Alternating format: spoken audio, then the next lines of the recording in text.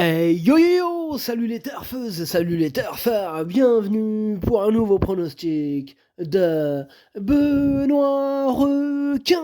Ok, place au pronostic du quintet du dimanche 16 février, direction Paris-Vincennes pour le prix de la Gassie. Trop attelé, 2850 mètres, 15 partants, réunion 1, course 4, indice de confiance 1 sur 5.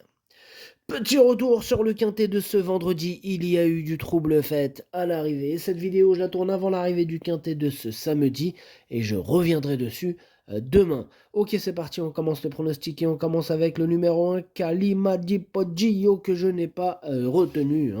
J'en ai préféré d'autres. On passe au numéro 2, Dada del Ranco.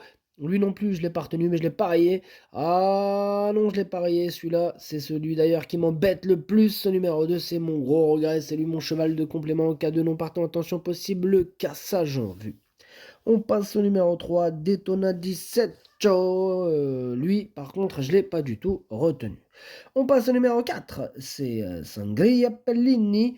Je ne l'ai pas retenu non plus, c'est un regret. C'est mon deuxième cheval de complément en cas de non partant. Attention.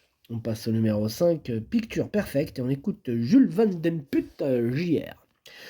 Picture Perfect a bien gagné en dernier lieu à Vincennes et est restée en bonne forme. Elle monte de catégorie, mais avec un bon parcours, une place est possible. Elle sait aller devant comme attendre. Ok, merci, Jules Van Den, tout ça, quoi. Bref, ce numéro 5 fait partie de mes préférés. Moi, j'y crois dur comme fer et je l'ai mis troisième. On passe au numéro 6, Divina Trio, que je n'ai pas retenu, mais qui est chef et capitaine, attention, capitaine de ma petite liste des possibles casseurs de tickets repérés.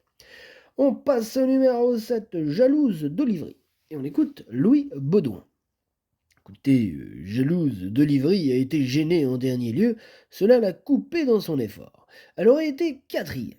On va tenter de se rattraper, elle s'entend super bien avec Eric Raffin.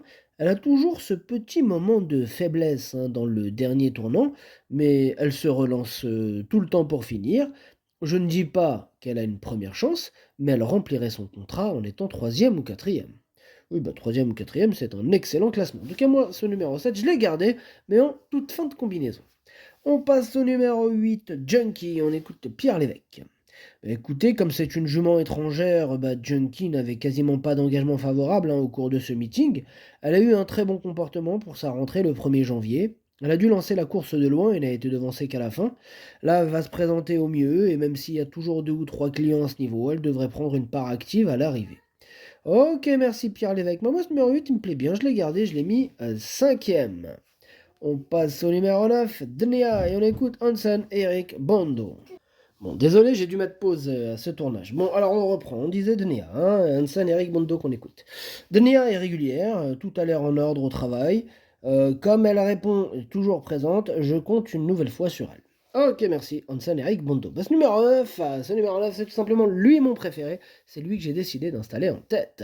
On passe au numéro 10, Joyce. On écoute personne. Ce numéro 10, moi je ne l'ai pas retenu. Donc il est à l'arrière de ma petite liste des possibles troubles faits. On enchaîne avec le numéro 11, Jouvence de Carrel, et on écoute Thierry Duval d'Estaing.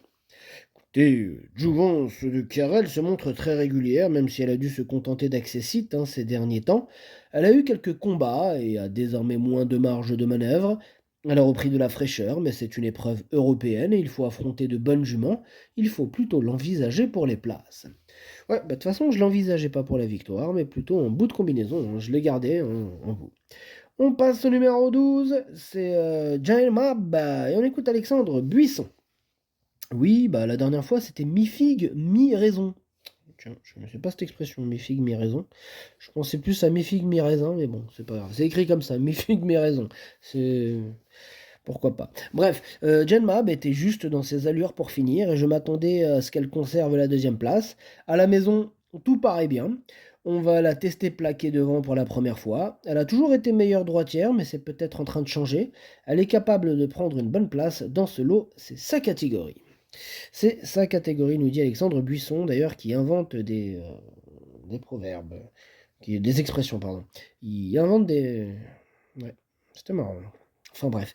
Ce numéro 12, moi je l'ai gardé lui aussi, il me plaît bien, mais en bout de combinaison. On passe au numéro 13, c'est Jetidai, on écoute Mathieu Motti.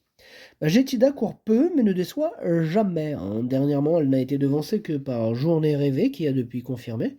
Elle est toujours au top et l'engagement au plafond des gains est très favorable. C'est difficile de lui trouver un point négatif. Elle a encore un premier rôle à jouer. Ah, moi, je l'aime beaucoup ce numéro 13. Je pense qu'il peut même remporter ce quintet. En tout cas, il va encore faire très mal. Moi, je l'ai mis deuxième. On passe au numéro 14, Icône d'érable, hein, que je n'ai pas retenu, mais qui est en plein milieu de ma petite liste des possibles troubles faits. Et on termine avec le numéro 15, Beautiful Day, et on écoute Alessandro Manfredi. Bonjour Alessandro. Si, ciao. Beautiful Day, là, t'es victime d'un mauvais parcours en dernier lieu. Maintenant, si elle ne fait que les 500 derniers mètres, elle peut prendre une bonne place. Elle peut prendre une bonne place, nous dit Alessandro Manfredi. Merci beaucoup, monsieur. En tout cas, ce numéro 15, il me plaît beaucoup. Je pense qu'il peut faire mal, hein. Je pense qu'il peut frapper un grand coup, et c'est donc la raison pour laquelle je l'ai mis quatrième. Le pronostic, ça donne 9, 13, 5, 15, 8, 11, 12, 7. Merci d'avoir suivi cette vidéo. N'hésitez pas à mettre un pouce bleu si la vidéo vous a plu. Pour accéder à tous mes tickets pour la course du Quintet, rendez-vous directement en description de la vidéo. À jouer avec modération. Bonne chance. Chopez-le moi. Ciao.